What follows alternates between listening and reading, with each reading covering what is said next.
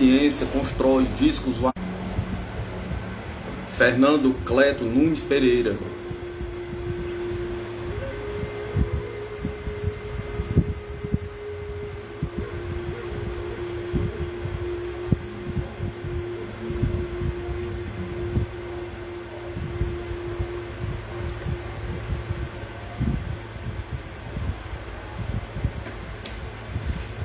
Os círculos enigmáticos. Ao estar terminando este livro, em pleno Natal de 1993, recebi de presente de um filho o livro O Enigma dos Círculos, de Ralph Noyes, da editora Mercúrio.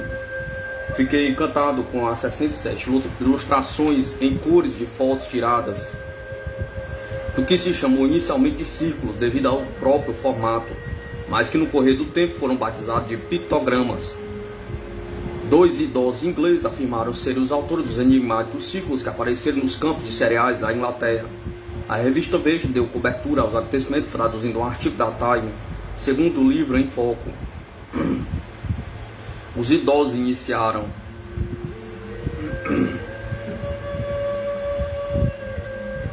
Os idosos teriam sido os autores do círculo desde 1960. Depois eles ficaram assustados com a repetição, pois já existiam mais de 2.000 círculos desde 1960, onde ficava evidente a presença de desenvolvida tecnologia, quando a técnica confessada pelos idosos consistia no uso de uma enxada, e como poderiam estar em diversos pontos da Inglaterra no mesmo tempo, pergunta. Alguns cientistas que examinaram o assunto entendem que não passariam de um dos círculos forjados. É importante ressaltar ainda que a beleza, o tamanho e a complexidade dos pictogramas não poderiam ser facilmente imitados.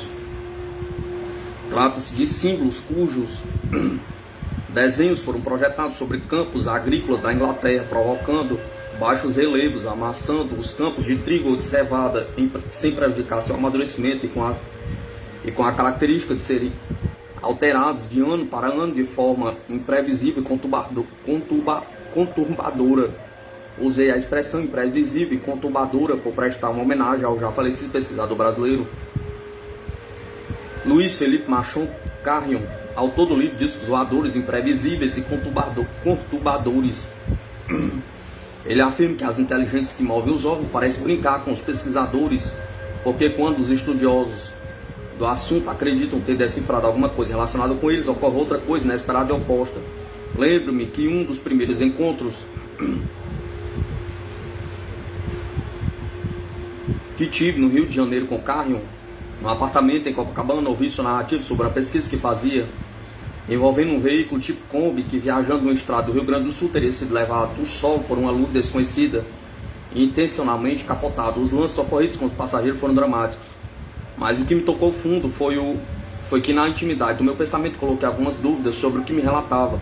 Após a reunião, ele desceu para me levar até o portão do prédio.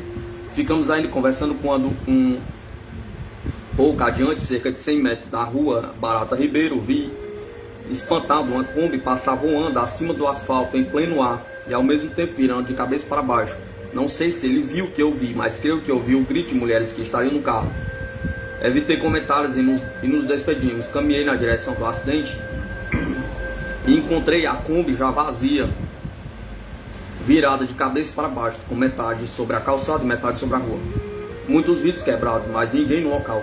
Era muito tarde da noite, mas a rua Barata Ribeiro sempre foi muito movimentada. Acredito que algum carro recolheu os passageiros. O fato é que fiquei bastante impressionado com a resposta cinematográfica daquela estranha coincidência.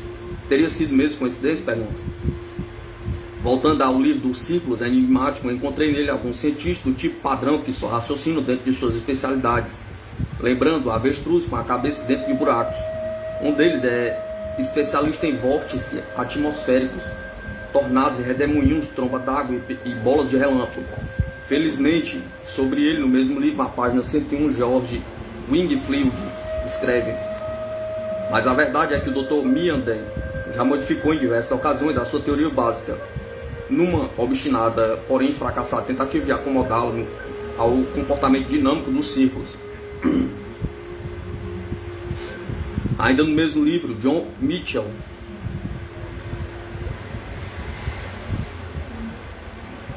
lembra o nosso Carrion quando, a página 45, diz: Como aconteceu no caso acima, a reação pode tomar a forma de zombaria, como se o fenômeno estivesse se divertindo com os seus investigadores e derrubar suas teorias. No entanto, o Sr. Mitchell, membro do fundador do Centro para Estudo dos Ciclos Misteriosos, parece desconhecer totalmente as incomensuráveis possibilidades dos discos voadores, quando escreve: em 1988, os que acreditavam na vida terrestre, aquelas pessoas que pensam em termos de espaçonaves alienígenas, defrontaram-se com um ciclo misterioso que apareceu abaixo de uma linha de alta tensão, aos quais impossibilitaria a descer de qualquer coisa que estivesse acima, e desde então diversos casos semelhantes têm se repetido. Não acredito que a ovniologia inglesa, tão conhecida e respeitada, tenha concordado com o tão frágil argumento de quem examina um OVNI como se fosse um helicóptero. É sábio que os OVNIs podem interromper as correntes elétricas, podem aparecer e desaparecer de um ponto qualquer do espaço. Considera-se ainda que a simples presença deles poderia inundar de energia os cabos de alta tensão que seriam desligados automaticamente nas estações geradoras. Parece oportuno recordar que já foram vistos OVNIs emitindo luz controlada que avança lentamente, podendo mudar de direção, fazendo uma curva e prosseguindo até algum objetivo distante. Também foi visto um OVNI em Brasília emitindo para baixo uma espécie de postes de luz com profundidades diferentes. Mas por outro lado, John Mitchell deu um passo importante quando relembrou Jung discerniu o significado dos OVNIs como agentes e presságios de mudança de padrões de pensamento humano. E essa foi claramente herdada pelos ciclos misteriosos, que são uma continuação. Talvez possamos até dizer que são uma solidificação de fenômenos OVNIs. Mas adiante prossegue. A julgar pelo que tem acontecido até agora, parece justificável estender aos ciclos misteriosos a caracterização de OVNIs, feita por Jung,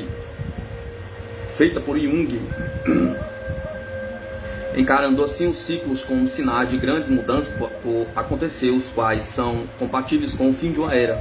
Mitchell esqueceu de considerar que o inconsciente coletivo pode estar sendo manipulado por transcendental poder dirigido por seres super-humanos.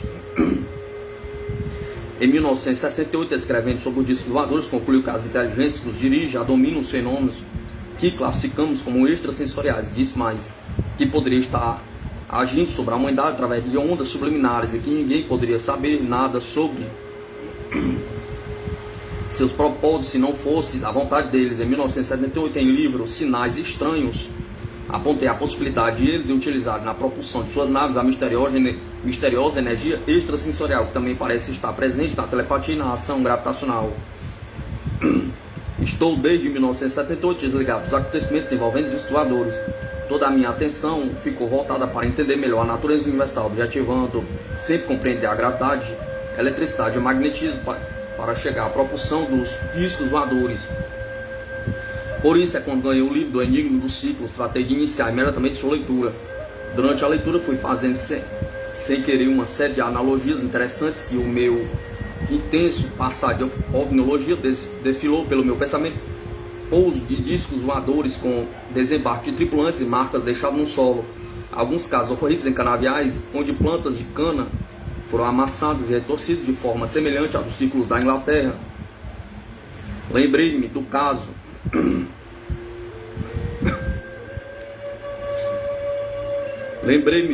de um ex-oficial médico do exército de Israel que relatou minha presença numa vivência de tempo que serviu ao exército de seu país. Saiu para atender a um pedido de ajuda numa região de deserto, tendo encontrado ao lado de um veículo 2 soldados mortos. No local do acidente, viu nas areias do deserto um enorme bacio de vidro, dando a impressão de que um corpo voador descera ali e pelo calor teria transformado a areia em vidro. No estado do Rio de Janeiro, uma esquadrilha de discos voadores com uma nave central maior e circular cercada de bolas que pareciam capacetes de aço de soldados. O fato ocorreu durante o dia. Passou voando abaixo de um avião de carreira com tripulantes e passageiros testemunharam o caso. Interferência em motores de carros e aviões. Filmes com centenas de sequências de 16 quadros por segundo, mostrando que uma luz central maior era acompanhada por bolinhas de luz que formavam verdadeira tela de proteção ao redor da luz principal.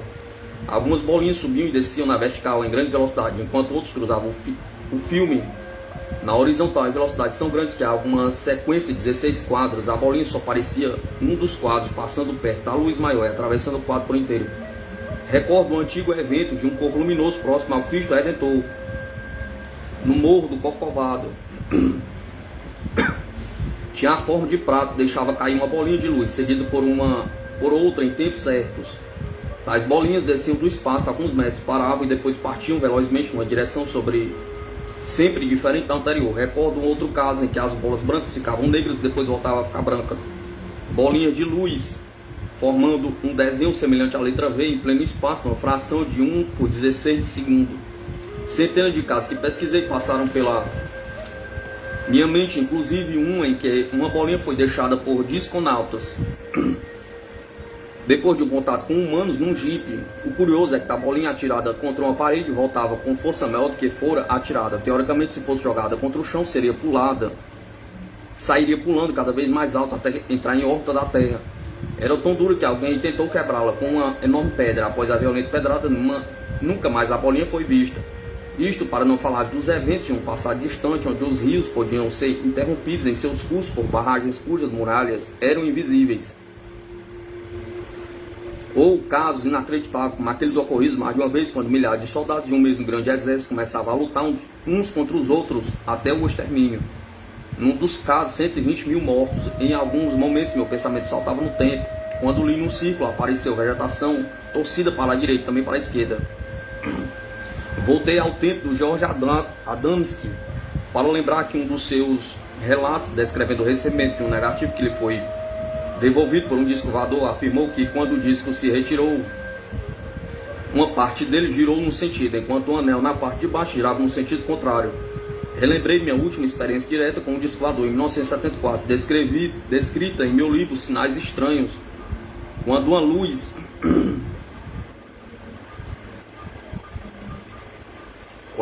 que aparecia uma estrela voando em minha direção emitiu para baixo um feixe de luz muito branca. Sua extremidade era circular e parava em pleno ar, mostrando que aquela luz era controlada em sua profundidade. O raio de luz em forma de cone piramidal saiu de uma fonte aparentemente pequena e era muito branco e bem delineado, tendo parado em pleno ar sob total controle de profundidade, já que não se difundia como faróis de automóveis. Parou em pleno ar, numa altura determinada, formando um grande círculo branco. Depois de passar desviando-se da minha direção, a fonte de luz ou coisa que estava por trás dela pareceu ter oscilado como um peão quando estava perdendo rotação, e o cone inteiro de luz rodopiou. Esta recordação serve para ponderar que os ciclos enigmáticos da Inglaterra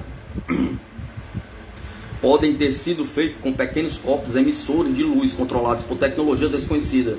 Existem ainda alguns casos ocorridos na Atafona, estado do Rio de Janeiro, onde foi assinalada a presença do que se chamou de luz bidimensional. Ela só tinha largura e comprimento. Melhor seria dizer que só tinha raio ou diâmetro, porque era sempre circular e ninguém via a sua fonte. A luz não tinha origem, parecia na areia da praia ou sobre o mar, e os que vinham ficavam apavorados. Não parece extraordinário? Pergunto. Observe que depois de transcrever parte da minha exposição ao MFA das Forças Armadas, passei a escrever contando coisas sem a preocupação de apresentar comprovação. Quero recordar a experiência de pessoas que não gostam de aparecer. É o caso de uma pessoa amiga que muito sigilosamente contou-me como, numa determinada noite, em seu sítio afastado do Rio de Janeiro, uma luz partindo do que classificou de disco voador tocou uma das paredes do depósito de sua casa, fazendo ali um estranho buraco.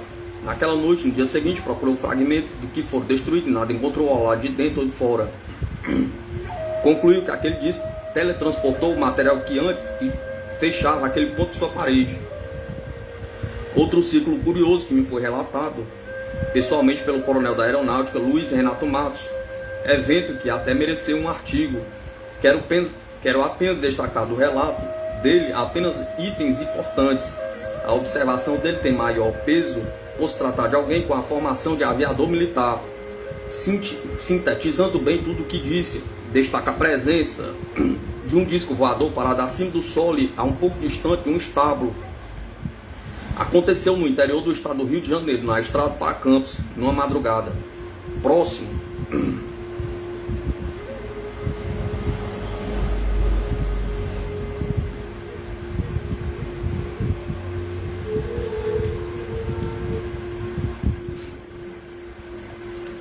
ao estábulo, ele viu um mínimo ele viu um mínimo de 5 criaturas com forma humana e de estatura de 1 metro. Elas se moviam muito rápido em torno do estábulo, feito de alvenaria, e todas portavam o que o coronel classificou de uma espécie de peiras parecendo ferro em brasa, num cabo como de raquete de tênis. Estou relembrando este acontecimento não só pelo valor do depoente, mas também para que os estudiosos dos discos voadores incluam em suas tabelas de disconautas os objetos que transportavam. Recordo também de um caso que pesquisei cheio de dúvidas, mas que, se verdadeiro, seria fantástico e preocupante. Na ocasião, aconselhei ao rapaz que afirmava ter sido abduzido e aguardar total silêncio do caso. Disse-lhe que, se desejasse publicidade ou dinheiro, eu poderia entregar seu caso à imprensa. A notícia poderia causar impacto, mas também ele corria o risco de ser até chamado de louco. Eu temia divulgar o evento e provocar que surgissem muitos imitadores da história dele. Falou-me sinceramente que só queria desabafar, contando o caso para alguém que entendesse do assunto. Guardaria silêncio. A verdade é que ele ficou em silêncio durante muito tempo, até que resolvi aposentar-me do assunto. Quando então passei o caso para uma ovnologista que parece ter divulgado o caso no exterior, mas que acontecimento foi esse de tão inacreditável? Pergunta. Simplesmente uma clonagem. Foi apenas recordar a parte central da pesquisa. O rapaz teria sido abduzido do seu terraço e ficado preso dentro de uma nave, enquanto um sósia dele, que chamava de cópia fiel, saído de dentro de uma espécie de ovo transparente, cumprimentou-o, mostrando-lhe com a ajuda do tato ser também feito de carne e osso. Avisou que iria ocupar o seu lugar no trabalho e na residência, o que, segundo o depoente, foi feito durante 3 dias, tendo o seu sósia cometido alguns erros. Lembro também que, já dispondo desta informação da clonagem em absoluto segredo, fiquei sabendo que sobre um outro cidadão que teria sido abduzido do seu automóvel no estrada no interior de São Paulo e encontrado depois, muito distante, num outro estado, no morro de uma fazenda no município de Colatina, Espírito Santo. Acontece que 2 médicos que estavam examinando o caso anterior na mesma pessoa descobriram que ele teria pregado algumas mentiras relacionadas com documentos e lugares em que teria estado. Por tal motivo, parece que os referidos médicos desistiram da pesquisa.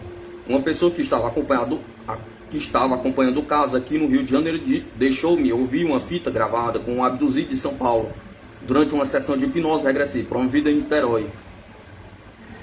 Num determinado momento, ouvi no gravador o hipnotizador dizer, sob emoção e espanto, que de dentro da nave em que estava vinha por uma tela a imagem dele mesmo lá embaixo, dentro de um laboratório médico.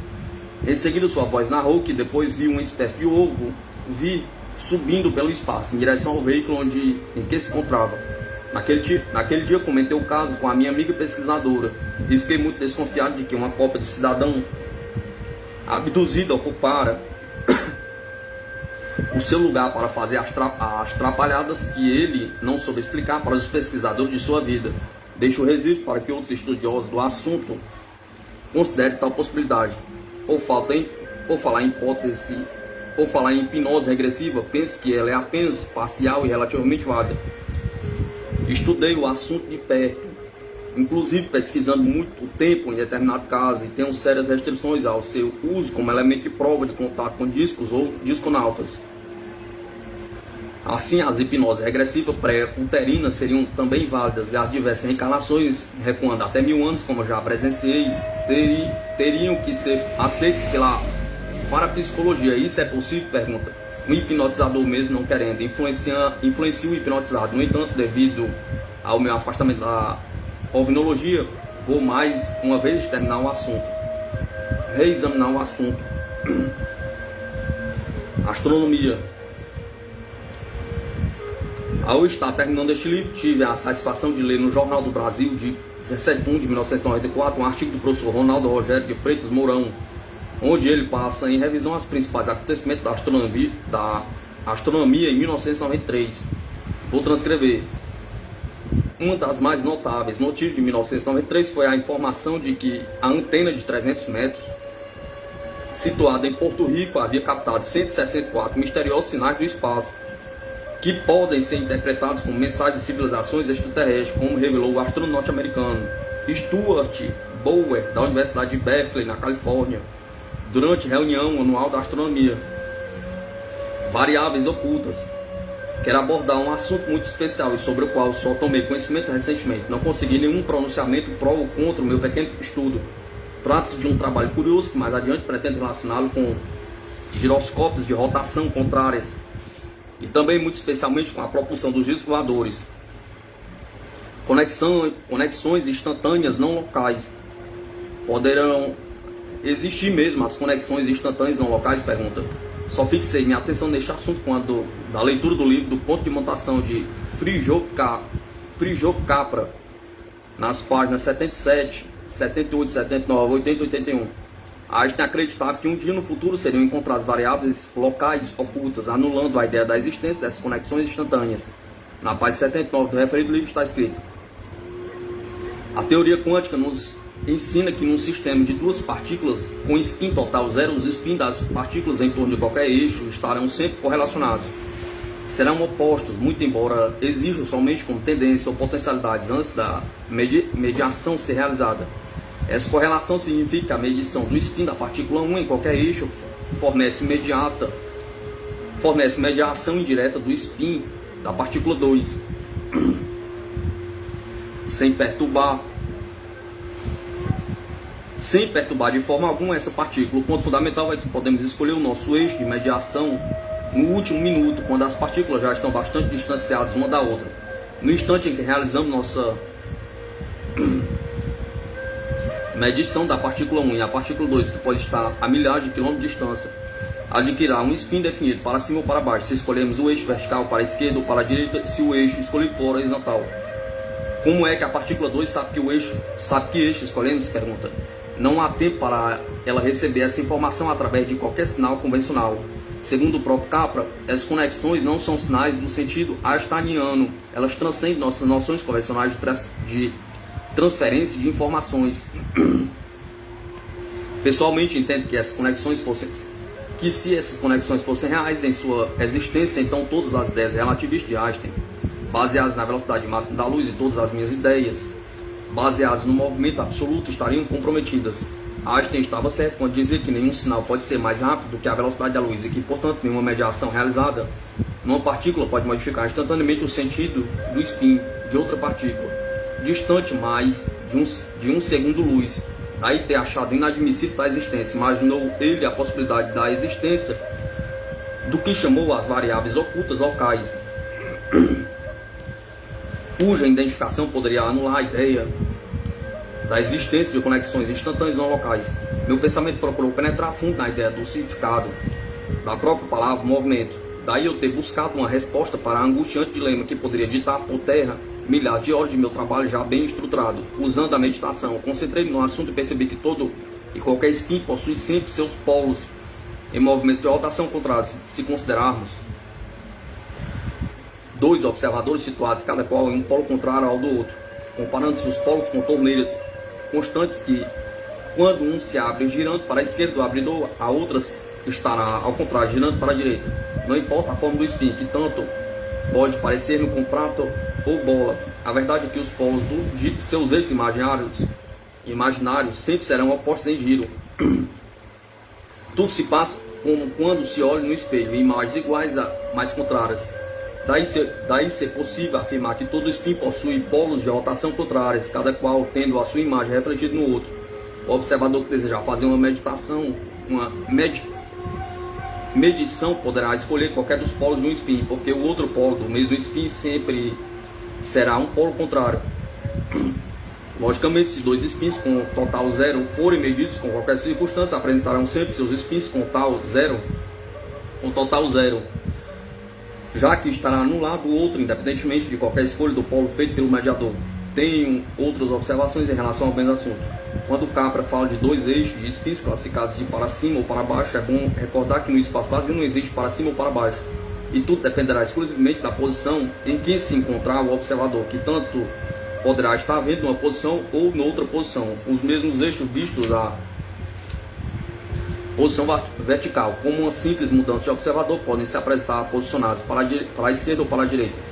As posições do eixo serão sempre relativas ao mediador. Se alguém mede duas partículas com spin total zero, estando um para a esquerda e outro a outra estará sempre para a direita. No entanto, se o mesmo mediador resolver mudar e escolher o polo contrário fechado do spin 1 e o polo contrário abrido do spin 2, constatará que o spin total das duas partículas continuará a zero, sem que seja necessária a emissão de qualquer tipo de sinal. Isso porque qualquer spin é dual nas direções das rotações dos polos dos seus eixos. Eles serão sempre contrários em relação ao observador, que olha de frente para a rotação de cada polo. Se considerarmos os polos de spin como se fossem torneiras, iríamos constatar que, enquanto um está abrindo, a aposta está fechando-se e vice-versa. Nosso planeta também tem seu movimento de rotação. E se eu me colocar no polo norte, olhando para meus pés e meus relógios, constatarei que a Terra gira no sentido anti-horário. Mas se eu me deslocar para o polo sul e de lá olhar para os meus pés e meu relógio, constatarei exatamente o contrário e verei o planeta girando no sentido horário. Ressalte-se que no espaço não existe eixo para cima ou para baixo, para a esquerda ou para a direita. Todas estas posições dependem fundamentalmente da posição que se situa ou se coloca o observador, o mediador. Por tudo que foi exposto aqui, é possível concluir que sempre que elétrons tiverem spins com total zero, podem ser separados por anos-luz, porque conservarão o total zero. A dualidade polar de rotações contrárias existentes em cada spin individualmente. Variáveis ocultas asseguram que num sistema de duas partículas com spins total zero ou spins, as partículas em torno de qualquer eixo estarão sempre relacionadas como opostos. Também em qualquer sistema de duas partículas com spin total zero, os spins das partículas em torno de qualquer eixo escolhido estarão sempre relacionados com os opostos, não só no seu movimento geral, quanto também nos polos individuais de cada spin do sistema. Esta correlação de polaridades contrárias em cada spin torna também opostos os duplos spins presentes em cada uma das duas partículas do sistema zero examinado. Mas se dois spins não se anularem com zero, possuirão direções de rotação igual e se afastarem mais de um segundo, eles também continuarão mantendo suas posições. Gostaria que estas pudessem ser as variáveis ocultas previstas por Einstein, contatados e abduzidos. Em 1974, escrevi um artigo no Diário de São Paulo, de 1º de 12 de 1974, Os Anjos de Deus e os Anjos de Satanás. Meu objetivo foi coincidir com o 6º colóquio brasileiro sobre OVNI, que estava sendo realizado na cidade de São Paulo. Naquele dia, o tema do colóquio foi as dimensões esotéricas da ovnologia. Eu andava ocupado com os rumos que a ovnologia estava tomando em virtude da entrada de grupos espiritualistas, os quais eu conheci de perto.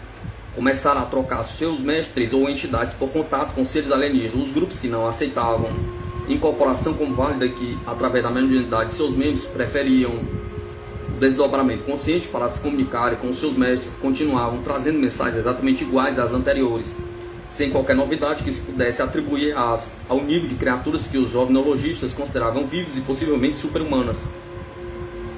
Observei que grupos parecidos com crenças recebendo comunicações atribuídas a uma mesma figura extraterrestre apresentavam mensagens incoerentes e contraditórias, refletindo o pensamento de cada grupo e também suas antipatias religiosas. Mais adiante comecei a observar que os grupos que antes recebiam mensagens de humanos desencarnados enviaram muitas para mim, passaram também a se contatar com o extraterrestre, sem que as novas mensagens deixassem de refletir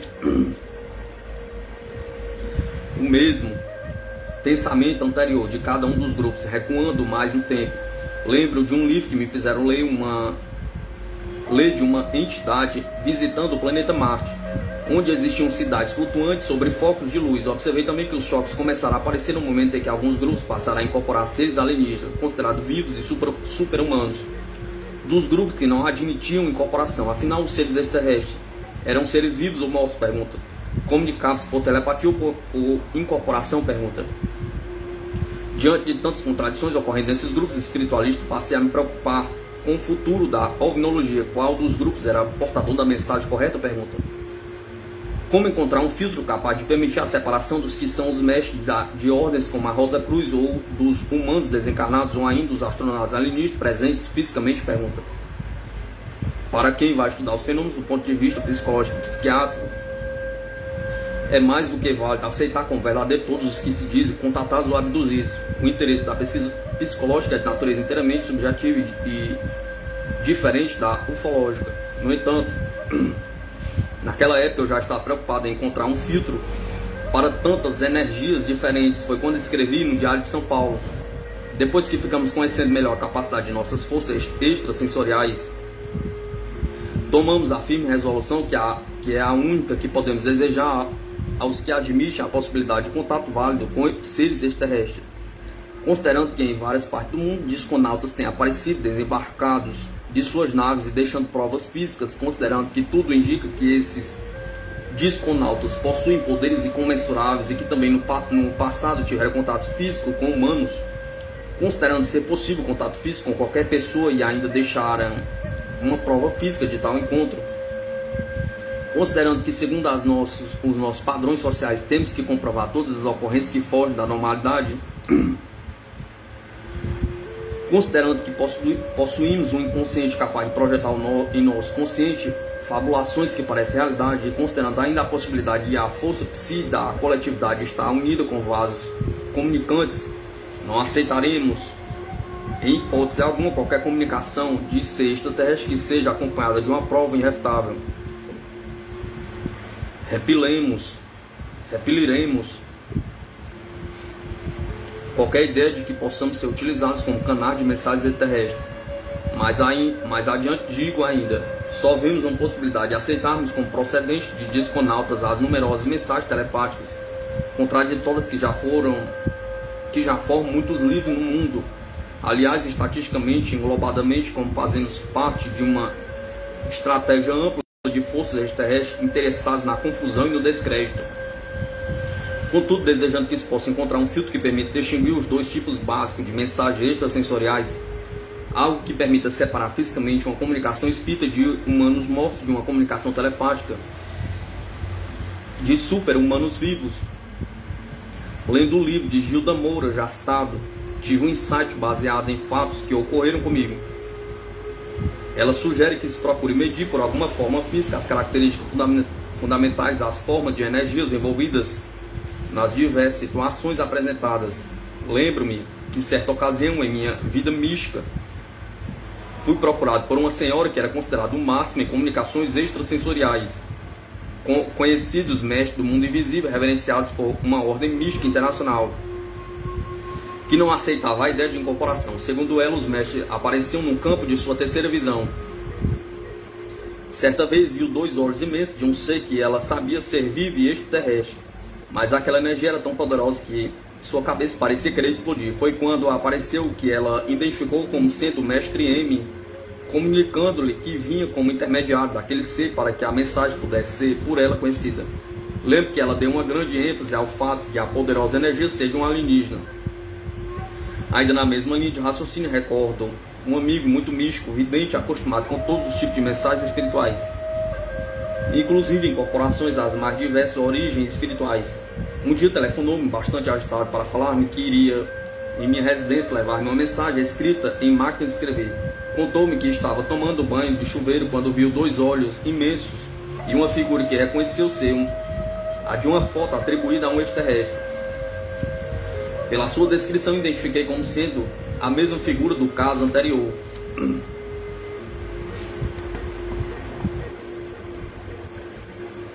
Aqui relatado, de um possível extraterrestre fotografado em Monte Palamar, em 1954, Dolores Barrios. Contou-me então que a sua energia era tão poderosa que ele teve que sair do chuveiro nu e molhado e sentar-se na máquina, sendo obrigado a datilografar num texto que lhe foi transmitido. Eu tinha comigo aquele retrato do possível extraterrestre. Tanto a senhora quanto o meu amigo já haviam visto aquela foto. Em ambos os casos afirmaram que foi aquele ser que mandara as mensagens. Não estou afirmando que era de um ser extraterrestre. Eu no íntimo acreditava que aquela foto retratava mesmo um disconauta. Relembrando agora tais eventos, imagino 2 possibilidades.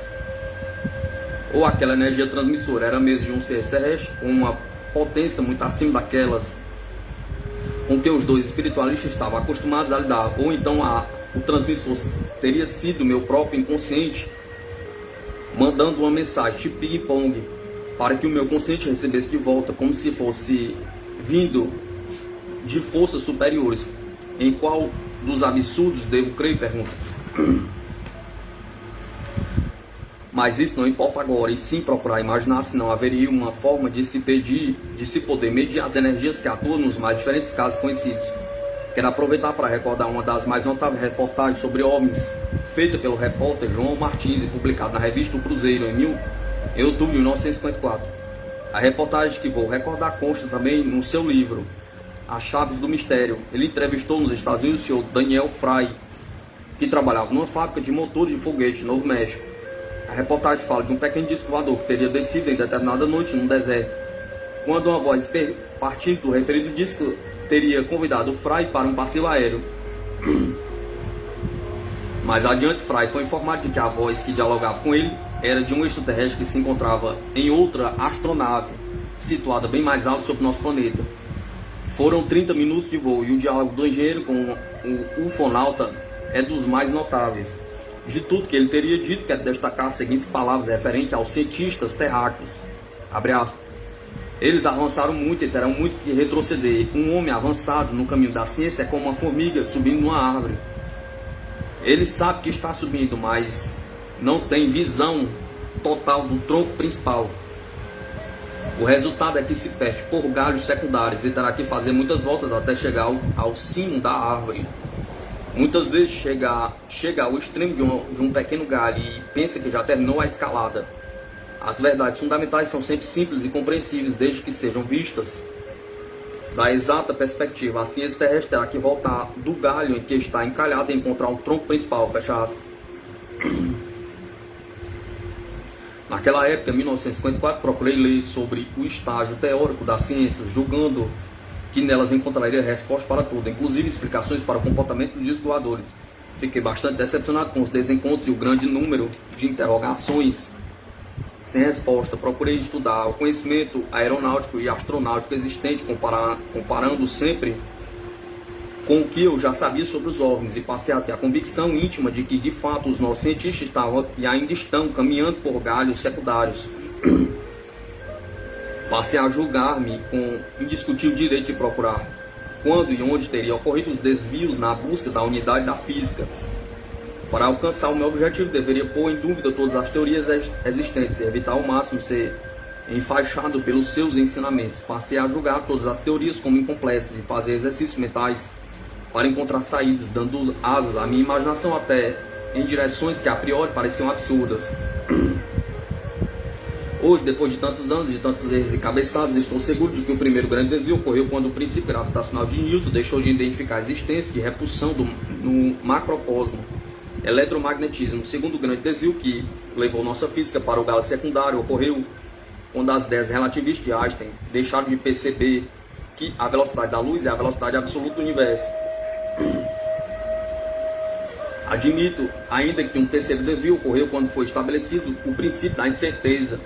Penso que, em decorrência desses cochilos, os cientistas se perderam do tronco principal. No entanto, creio que, apoiados nas experiências acumuladas sobre tantos modelos incompletos, poderão partir juntos para enfeixar definitivamente a lei na consciência de nosso atual estágio humano. Cosmologia, imaginários, buracos negros. No final de maio, a imprensa em geral informou com destaque a descoberta pelo telescópio espacial Hubble do primeiro buraco negro, e astrônomos fizeram algumas afirmativas. Agora não precisamos mais de teorias alternativas. Comprovação astronômica definitiva encerra décadas de buscas infrutíferas. A descoberta teria sido feita no centro de uma galáxia gigante como M87, formada por trilhões de estrelas distantes muitos milhões de anos-luz. Isso me faz lembrar que, em 1992, com base em informações do satélite COBE, Joseph Silk, do Departamento de Física da Califórnia, sustentou que o universo teve origem no Big Bang, hipótese rejeitada por muitos astrônomos. Ainda sobre a descoberta de um buraco negro, o astrônomo da NASA, Stephen Maran, do Centro de Voos Espaciais Goddard, também porta-voz da Sociedade Americana de Astronomia, disse: todos os astrônomos razoáveis ficarão convencidos. É indiscutível que a NASA e seus astrônomos credenciados possuem hoje os mais avançados instrumentos de observação astronômica construídos pelos observatórios orbitais. É exemplo do telescópio Hubble.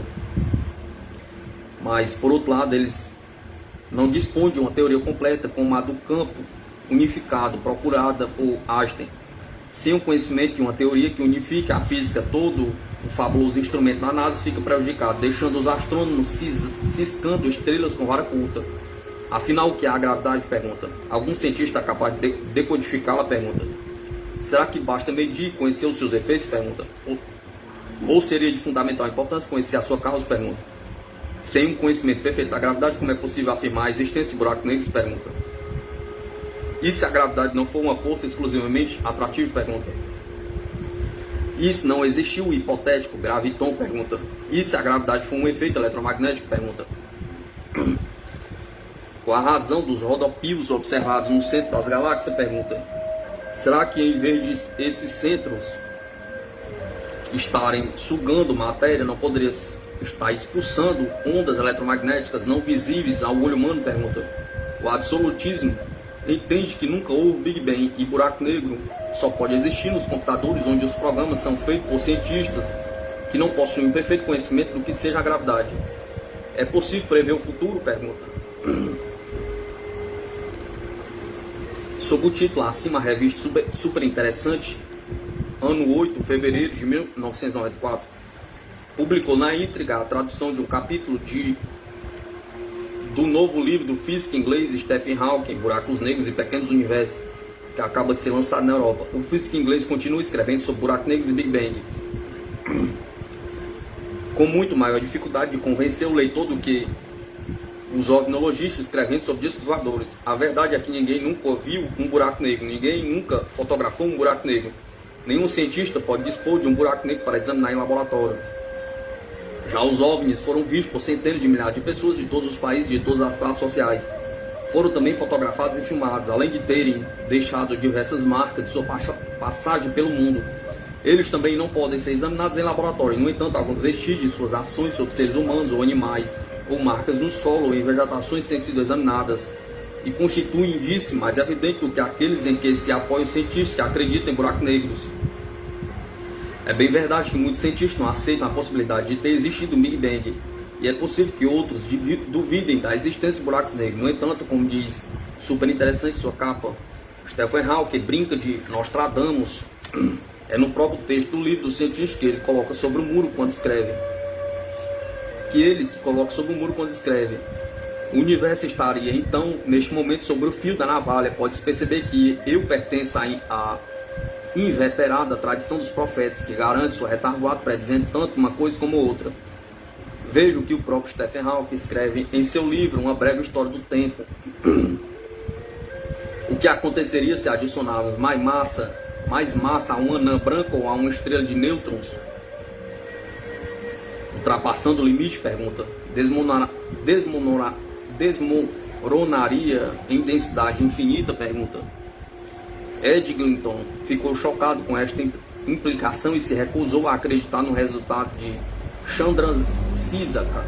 Julgou que simplesmente não era possível que uma estrela pudesse se encolher num ponto. Esta era a opinião da maioria dos cientistas. O próprio Einstein escreveu um trabalho em que afirma que as estrelas não deveriam se contrair até o ponto zero.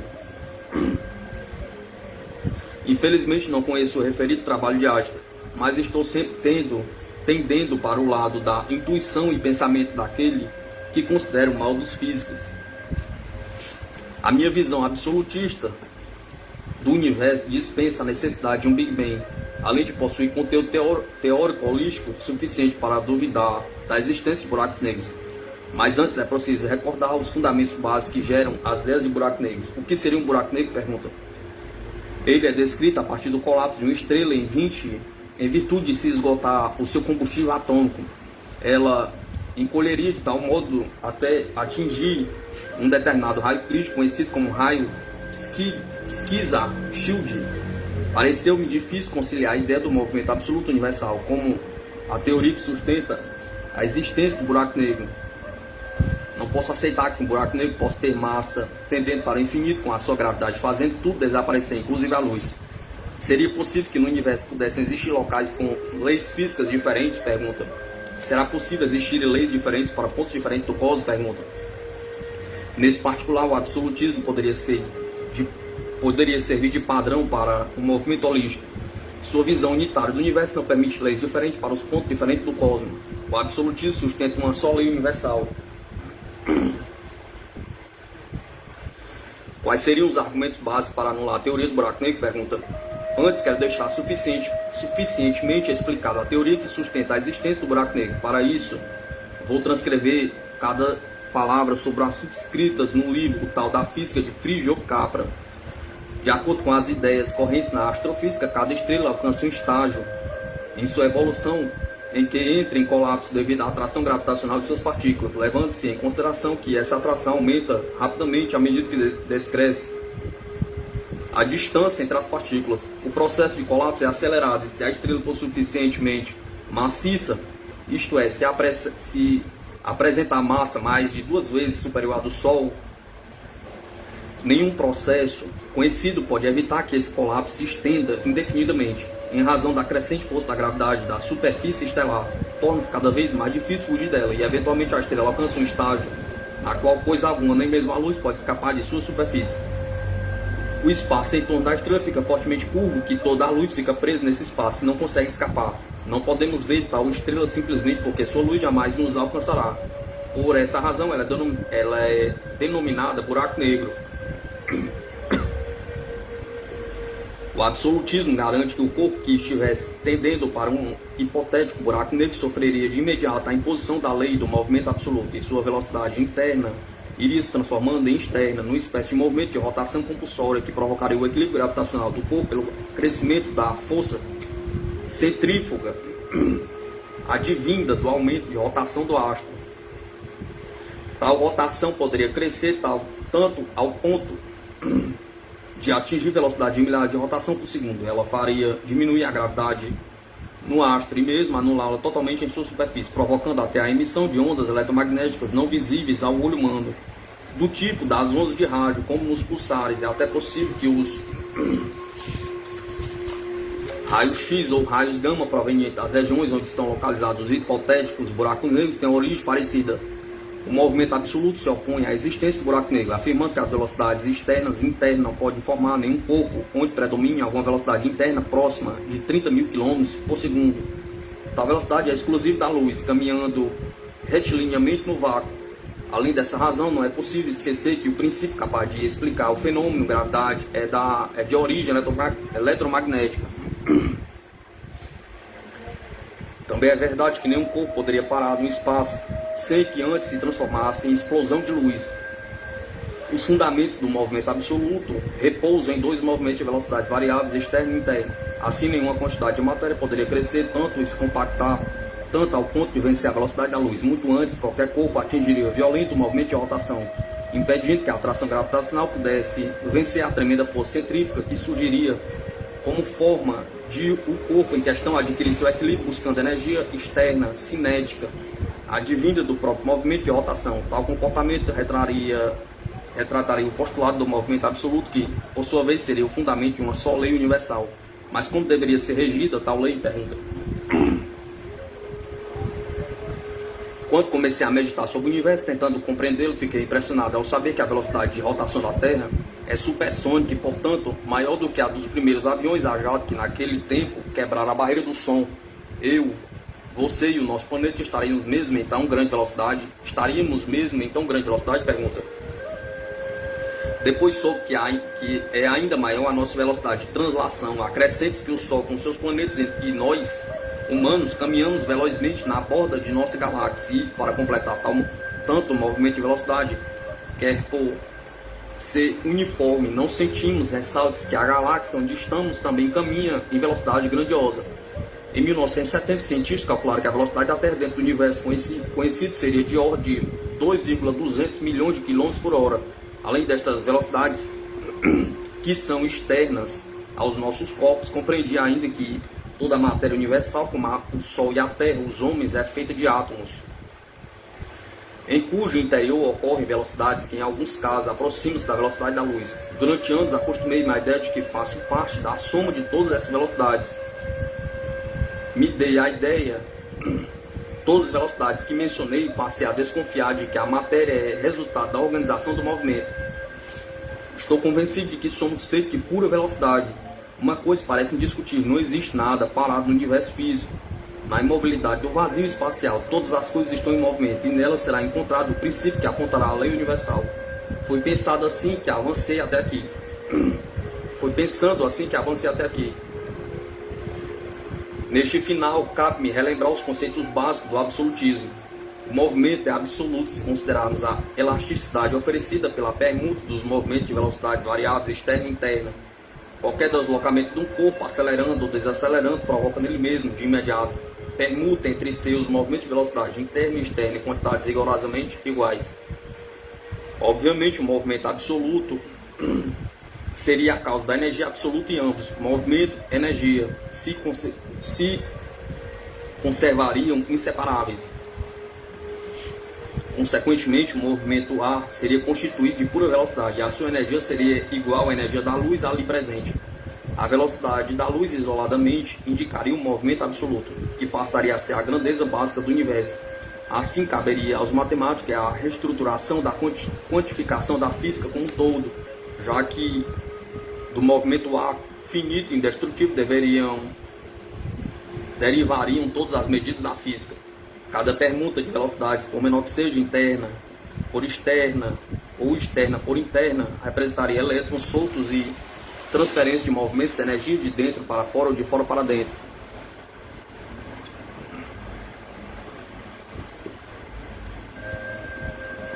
Essas permutas poderiam ser identificadas como fenômenos eletromagnéticos. Os núcleos dos átomos estariam emitindo luz, radiação eletricamente neutra ou absorvendo energia cinética, de forma que seria também eletricamente neutra. Quando as permutas de movimento de energia ocorrem demoradamente em caráter permanente, como no caso de corpos com velocidade uniforme acelerada, surge de imediato o efeito gravitacional artificial. Mas se a permuta ocorrer de forma natural, como em nosso planeta, então a gravidade poderia ser classificada como um natural efeito eletromagnético. Segundo o absolutismo, o movimento tem duas direções básicas, retilínea e curvilínea. Quando o movimento se apresenta totalmente externo, ele é pura luz no vácuo. Quando se apresenta misturado, composto de velocidade externa e interna, o relógio presente volta a ter ritmo próprio, determinando sua própria curvatura no espaço. A propagação da luz do micro e no macro se faz perdendo densidade da razão inversa do quadrado da distância. Apresentei um modelo provisório de átomo, em que o núcleo seria formado por uma espécie de micropulsar, contendo apenas prótons para equilibrar sua massa e juntamente com a luz emitida eletricamente neutra, formam quase a totalidade da massa do átomo. Assim, os nêutrons presentes nos átomos seriam formados pela luz emitida pelos núcleos atômicos, preenchendo totalmente os vazios dos átomos. Por analogia, é possível imaginar que a luz do Sol estaria preenchendo todos os imensos espaços vazios do sistema solar em fótons eletricamente neutros, enquanto não toca nenhuma atmosfera ou corpo. Seria admissível ir mais longe, especulando a possibilidade do centro do Sol possuir uma parte muito densa que seria eletricamente negativa, núcleo de ferro, que estaria buscando o movimento de energia da superfície para equilibrar o seu próprio relógio. Da mesma forma, é possível admitir que nos átomos possa existir também uma parte central negativa, equilibrando seu potencial com a parte externa do núcleo. Tal modelo natural poderia conduzir o raciocínio no sentido de admitir que a parte negativa dos átomos não estaria apenas nos elétrons.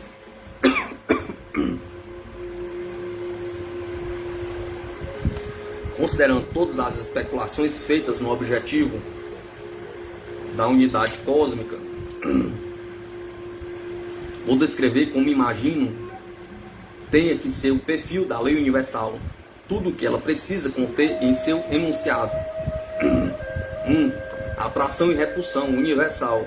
Direções iguais se ajustam e diferentes se repelem. 2. Presença de efeito eletromagnético em qualquer deslocamento, por menor que seja, aceleração ou desaceleração, com alteração do ritmo em todos os corpos ou partículas que funcionam sempre como autênticos relógios. 3. Atração e repulsão, levando em consideração a razão direta das diferenças de ritmos, dos ritmos positivo e negativo dos relógios. 4. Propagação da luz perdendo densidade na razão inversa do quadrado da distância. Assim, a lei universal poderia ser algo baseado no ritmo, movimento de velocidade interna, presente em todos os corpos do cosmos, que funcionam como relógios. 5. Finalmente, um exemplo pode ser dado, imaginando-se um satélite artificial lançado da Terra, Enquanto ele estivesse com a velocidade de cerca de 11 km por segundo e no sentido anti-horário da Terra, o satélite artificial seria igualado ao seu ritmo com o da Terra. Assim não poderia transferir energia para o planeta. Mas à medida que sua velocidade fosse aumentando para 13, 14, 15 km por segundo, as ideias newtonianas de massa seriam esquecidas para se considerar tão somente a diferença de ritmos presentes nos corpos Terra e satélite. Quanto maior a diferença em favor do satélite, mais ele se afastaria da Terra. Quanto à chamada força centrífuga, atuaria como força de repulsão, dando ao satélite maior energia cinética do que aquela solicitada pela Terra. Então o satélite se afastaria de acordo com a diferença 2, 3, 4 ou 10 km por segundo de diferença no ritmo negativo de 11 km por segundo, presença no planeta Terra. Também o inverso é verdadeiro, e se o satélite tivesse sua velocidade diminuída de 11 km por segundo, ele seria atraído e teria que ir cedendo o movimento de energia até o choque com a superfície da Terra, quando então estabilizaria sua permuta de movimentos de velocidade, dando e recebendo permanentemente 11 km por segundo de movimento energia, fenômeno que se produz como prisão gravitacional.